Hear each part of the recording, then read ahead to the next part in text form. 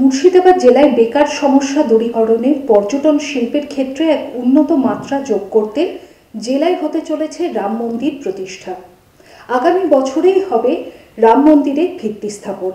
এবার সংবাদ মাধ্যমের মুখোমুখি হয়ে এমনটাই জানালেন দক্ষিণ মুর্শিদাবাদ সাংগঠনিক জেলা বিজেপি সভাপতি শাখারব সরকার। মুর্শিদাবাদ জেলায় পর্যটন কেন্দ্র খুবই পরিস্থিতি খুব সঙ্গীন, আর্থিক অবস্থা খুব খারাপ, বেকারত্ব জ্বালা ঊর্ধ্বমুখী বিভিন্ন কারণে, এবং এই ভারতবর্ষ বিভিন্ন শহরেই রাম মন্দির আছে। দীঘাতে একটা নাকি পুরীকে কেন্দ্র করে এখানে একটা মন্দির তৈরি করা হচ্ছে। সেই জন্য আমাদের মনে হয় যে মুর্শিদাবাদে একটা রাম মন্দিরের একটা প্রয়োজন আছে। রামচন্দ্র শুধু একটা মন্দির হিসেবে দেখলে হবে না, রামচন্দ্র একটা চরিত্র, রামচন্দ্র একটা ভারতের ঐতিহ্য, পুরুষোত্তম। স্বাভাবিক কারণে এখানে রাম মন্দিরের একটা প্রয়োজন আছে। আমরা একটা ঠিক করেছি, ট্রাস্ট অলরেডি তৈরি হয়ে গেছে।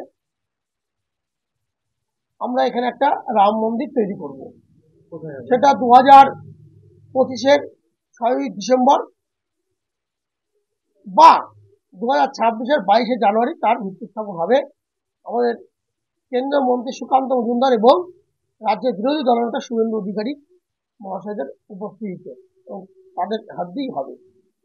এটা বহরমপুর থেকে বেলডাঙ্গা এবং বহরমপুর থেকে ভরতপুর এই সারাউন্ডিং এ 4টে জমি এসছে। আমরা এখনো ডিসাইড করিনি কোথায় করবো। কেন এই সিদ্ধান্ত কেন নেওয়া হবে? না, এটা সিদ্ধান্ত কিছু নেই। আমাদের এখানে মন্দির একটা প্রয়োজন আছে, মন্দির দরকার আছে।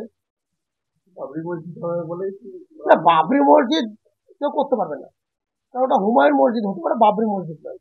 বাবর তৈরি করেছিল, যে কারণেই হোক, কিভাবে হয়েছিল দেশবাসী সবাই জানে, কোর্টও রায় দিয়েছে।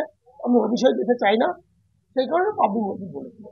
কিন্তু ওনার নাম আগে বাবর হতে হবে, তো তারপরে তো উনি বাবরি মসজিদ বানাবেন।